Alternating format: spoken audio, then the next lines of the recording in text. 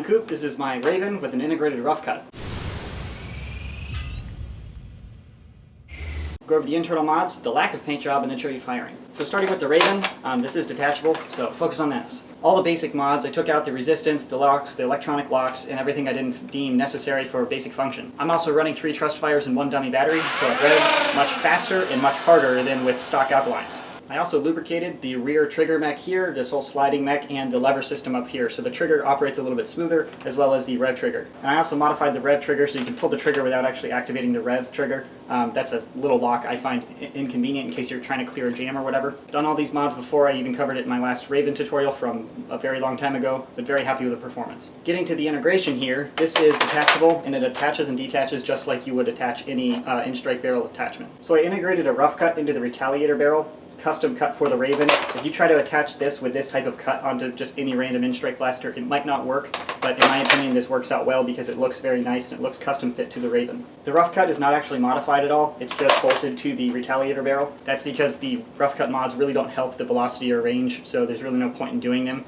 Taking out the air restrictors also turns it into a shotgun, which is very cool, but without an awesome spring replacement, ramping up the spring power that is, that's really not an effective mod. I do have a video on that. Click that link if you want to find out what happens when you remove those air restrictors.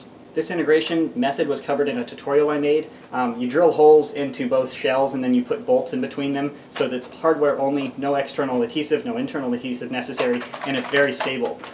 These are bolts, you can smack this all you want. The cut here is a little bit tight and it's a little close to your hand, so you might be thinking, oh, you're going to run into the trigger guard. That is kind of true though, because you're meant to be able to pull the trigger with your middle finger or just a finger. Operating a rough cut integration is very fun to use, but it is kind of annoying when you have to prime and then reach this other hand and fire. It's sort of like you would a grenade launcher attached to an assault rifle, like real steel. So being able to pump with your left hand, fire with your right hand, and not disable manipulation of your Rayven is very cool, because you can still be revving and actually fire your rough cut while you're operating both blasters at once. So that's actually all for the modifications. I'm very happy with the performance. The ramped up Rayven performs well, and the rough cut's awesome in stock form anyways, and as an integration accessory to your primary, it's wonderful. So that's it for the modifications, very happy with that again. The paint job or lack of paint job is because I think this blaster looks really cool. I actually integrated a rough cut into a Rayven using a long strike barrel a while ago, and I thought that looked amazing, but I was already set on painting it, and I sanded a bit of it, so I couldn't not paint it.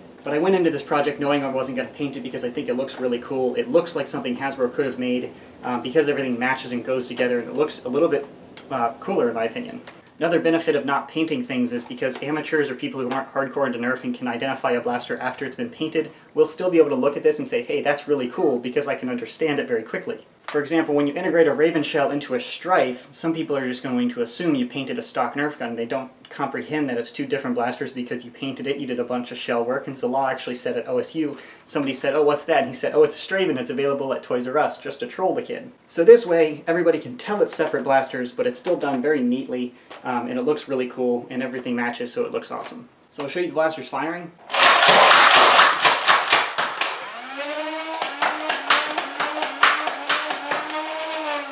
So as expected, the rough cut shoots stock because it is stock, it doesn't shoot any harder, and the Rayven shoots as expected. So very happy with the project. I really actually like all of the components about this. The integration's cool, the basic modifications are nice, and how all the blue matches looks very nice. So that's the end of the video. Thanks for watching. Flat black vinyl dye base, as you can see, silver dry brushing, and I also added a red dot right there. That's not a red dot sight, that is actually just a red dot of paint to simulate a sight.